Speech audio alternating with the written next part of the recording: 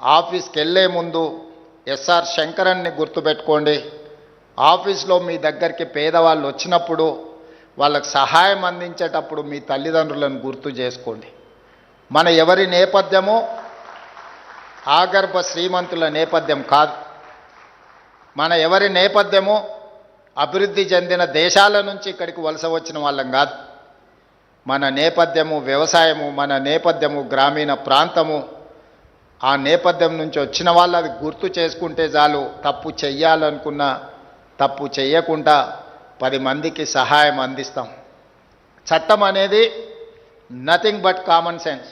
If you have abundant common sense, you can take, you can deliver. మీరు మంచి నిర్ణయాలు తీసుకోవడానికి, మంచి పనులు చేయడానికి మనకు విచక్షణ అధికారం ఉంటే సరిపోతుంది. దాన్ని ఎట్లా ఉపయోగించాలనేది మన మీదనే ఆధారపడి ఉంటుంది. ప్రొసీజర్స్ ఉంటాయి, ప్రాక్టీసెస్ ఉంటాయి. ప్రొసీజర్స్ ప్రాక్టీసెస్ మనకి అర్థం కానప్పుడు కామన్ సెన్స్ అనేది బిగ్గెస్ట్ అసెట్, అది వాడాలి. ఈ చట్టాలు, ఈ నియమాలు, ఈ ఆదేశాలు పని చేయకుండా ఆపడానికి కాదు, 10 మందికి సహాయపడే పని చేయడానికే ఈ చట్టాలు ఇవన్నీ. అందుకే 10 మందికి ఏ విధంగా మనం సహాయం అందించగలమో ఆ రకంగా మనము ముందుకు వెళ్ళాలి. చివరగా ఒక్క మాట చెప్పి, మీ అపాయింట్మెంట్ లెటర్ ఇచ్చిన రోజు ఆ మాటనే చెప్పినాను, ఈరోజు మళ్ళీ గుర్తు చేయాలనుకున్నాను.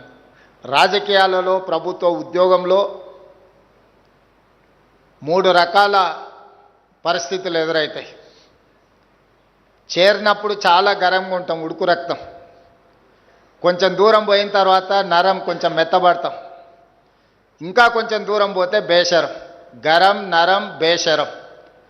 చివరికి లైఫ్లో సెటిల్ కావాలన్నా లేకపోతే రకరకాల ఆలోచనలతోని మనం కొన్ని తప్పిదాలు చేస్తూ ఉంటాం. ఎవరు ఏమనుకుంటే మాకేముందిలే, మాకు కావాల్సింది మేము తీసుకుంటున్నామని 3 రకాల పరిణామ క్రమాలు ఉంటాయి. అవి చర్చించుకుంటారు. ఇందులో ఎవ్వరు కూడా మొదటి దగ్గరనే ఆగిపోవాలనేది నా ఉద్దేశం. ఈరోజు ఏ ఆలోచనతోని, ఏ రకమైన అప్రోచ్తోని ఈరోజు మీరు సర్వీస్లో జాయిన్ అవుతున్నారో, మీ రిటైర్మెంట్ రోజు కూడా ఇదే విధంగా మీరు ఆ కమిట్మెంట్తో పనిచేస్తారని నేను భావిస్తున్నా. ఎవరైతే నానుడి ఉందో గరం, నరం, బేషరం అనేది, ఈ నానుడిని తప్పని ప్రూవ్ చేస్తారని నేను అనుకుంటున్నా. మీరు తప్పకుండా చెయ్యాలి. చేస్తా అనుకున్న వాళ్ళందరూ కూడా గట్టిగా చప్పట్లు కొట్టాల్సిందిగా నేను కోరుతున్నా.